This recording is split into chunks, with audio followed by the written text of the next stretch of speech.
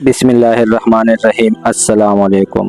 قرآن کریم میں ہے کہ وہ وقت یاد رکھنے کی قابل ہے جبکہ ہم نے فرشتوں سے کہا کہ آدم کو سجدہ کرو تو ان سب نے سجدہ کیا مگر ابلیس نے نہ کیا اور کہا کہ کیا میں ایسے شخص کو سجدہ کروں جس کو آپ نے مٹی سے بنایا ہے۔ اس پر مردود ہو گیا۔ اس وقت کہنے لگا کہ اس شخص کو جو آپ نے مجھ پر توقید دی ہے اور اسی بنا پر اس کو سجدہ کرنے کا مجھے حکم دیا ہے تو بلا بتلائیے اس میں کیا فضیلت ہے جس کی وجہ سے میں مردود ہوا۔ اگر آپ نے میری درخواست کے مطابق مجھ کو قیامت کے زمانے تک موت سے مہلت دے دی تو میں بھی بجز قدر قلیل لوگوں کے جو مخلصین ہوں گے، باقی اس کی تمام اولاد کو اپنے قابو میں کر لوں گا، یعنی گمراہ کر دوں گا۔ ارشاد ہوا، جا تجھ سے ہو سکے کر لے۔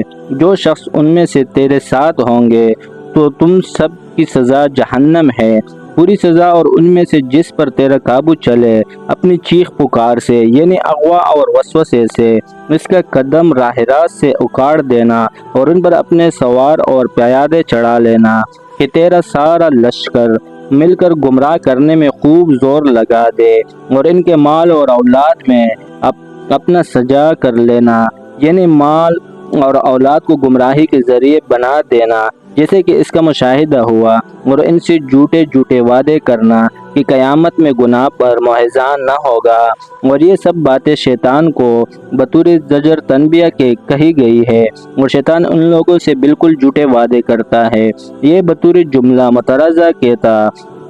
آگے پھر شیطان کو خطاب ہے، میرے خاص بندوں پر تیرا قابو نہ چلے گا، اور اے محمد صلی اللہ علیہ وسلم اس کا قابو مخلصین پر کیوں کر چلے کہ آپ کا رب ان کا کارساز کافی ہے۔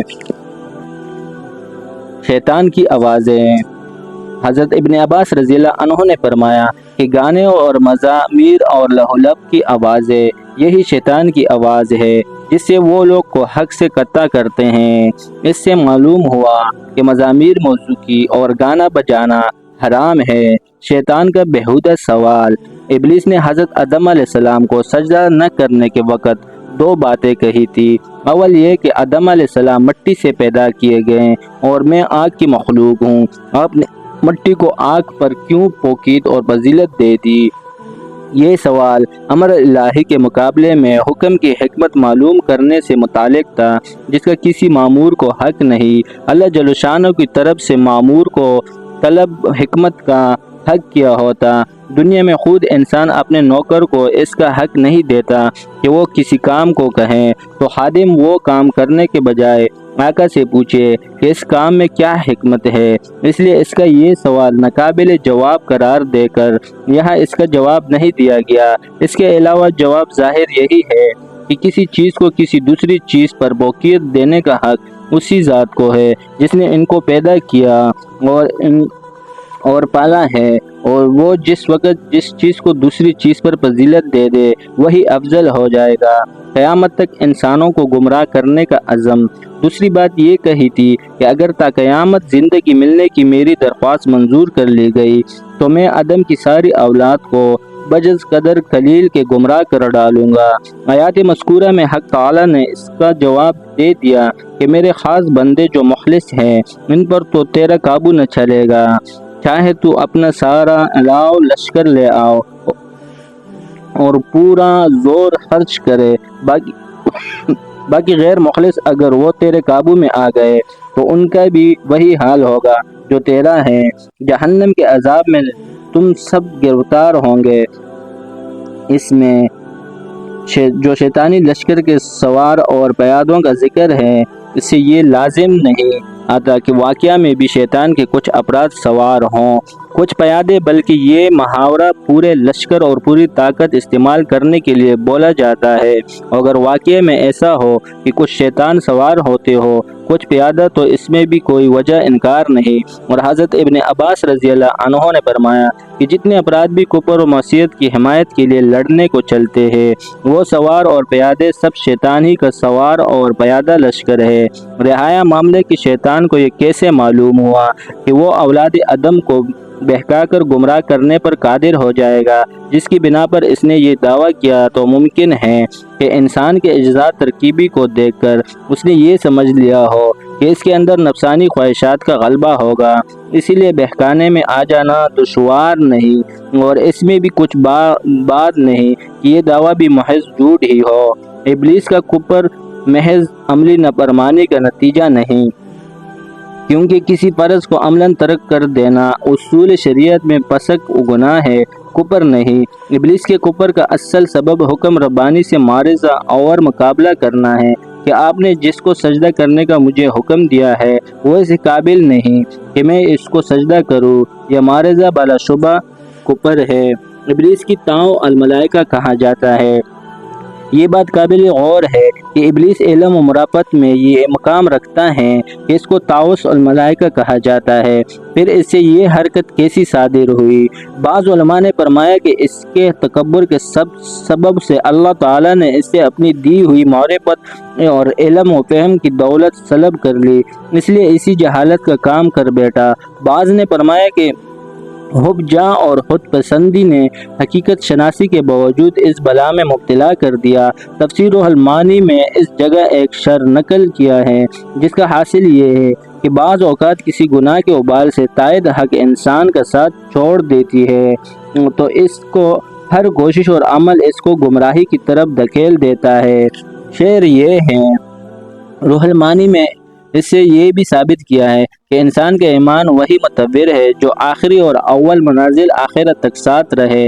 موجودہ ایمان اور عمل اور علم و معرفت پر غرہ نہ ہونا چاہیے۔ شیطان کا حضرت آدم و حوا کو ورغلانا۔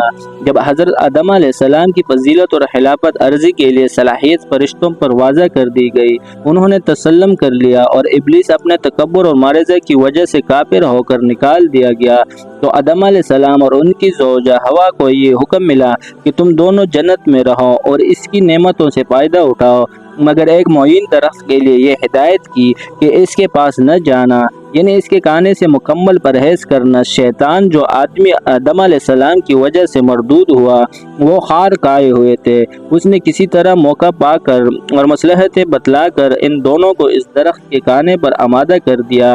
ان کی لغزش کی وجہ سے ان کو بھی یہ حکم ملا کہ اب تم زمین پر جا کر رہو، اور یہ بھی بتلا دیا کہ زمین کی رہائش جنت کی طرح بغل و وحش نہ ہوگی، بلکہ وہاں آپس میں اختلافات اور دشمنیاں بھی ہوگی، جس سے زندگی کا لطف پورا نہ رہے گا۔ جنت میں رہنے کا حکم کب ہوا؟ اور ہم نے کہا کہ اے آدم ٹھہرو، تم اور تمہاری زوجہ جنت میں۔ یہ واقعہ حضرت آدم علیہ السلام کی تخلیق اور ملائکہ کے سجدے کے بعد کا ہے۔ بعض حضرات نے اس سے یہ نتیجہ نکالا ہے کہ یہ تخلیق اور سجدے کا واقعہ جنت سے باہر کہیں ہوا ہے، اس کے بعد جنت میں داخل کیا گیا، لیکن ان الفاظ میں یہ مفہوم یقینی نہیں، بلکہ یہ بھی ہو سکتا ہے کہ تخلیق بھی جنت میں ہوئی اور سجدے کا واقعہ بھی جنت میں پیش آیا، مگر اس وقت تک ان کو کوئی فیصلہ اس کے متعلق نہیں سنایا گیا تھا کہ آپ کا مسکن اور مستقر کہاں گیا۔ جنت کی عام تام نعمتیں اور ممنوع درخت آدم و حوا علیہ السلام کو فرمایا کہ جنت کے پھل بفراغت استعمال کرتے رہو، نہ ان کے حاصل کرنے میں تمہیں کسی محنت کی ضرورت ہوگی اور نہ فکر کہ یہ غذا ختم یا کم ہو جائے گی۔ کسی خاص درخت کی طرف اشارہ کر کے فرمایا گیا کہ اس کے قریب نہ جاؤ، اصل مقصد تو یہ تھا کہ اس کا پھل نہ کھاؤ، مگر تاکید کے طور پر عنوان یہ اختیار کیا گیا کہ اس کے پاس بھی نہ جاؤ، اور مراد یہی ہے کہ کھانے کے لیے اس کے پاس نہ جاؤ۔ یہ درخت کون سا تھا؟ قرآن کریم نے متعین نہیں کیا اور کسی مستند حدیث میں بھی اس کی تعین مذکور نہیں۔ ائمہ تفسیر میں سے کسی نے گندم کا درخت قرار دیا، کسی نے انگور کا، کسی نے انجیر کا، جس کو قرآن و حدیث نے مبین چھوڑا اس کو متعین کرنے کی ضرورت نہیں۔ جزاک اللہ۔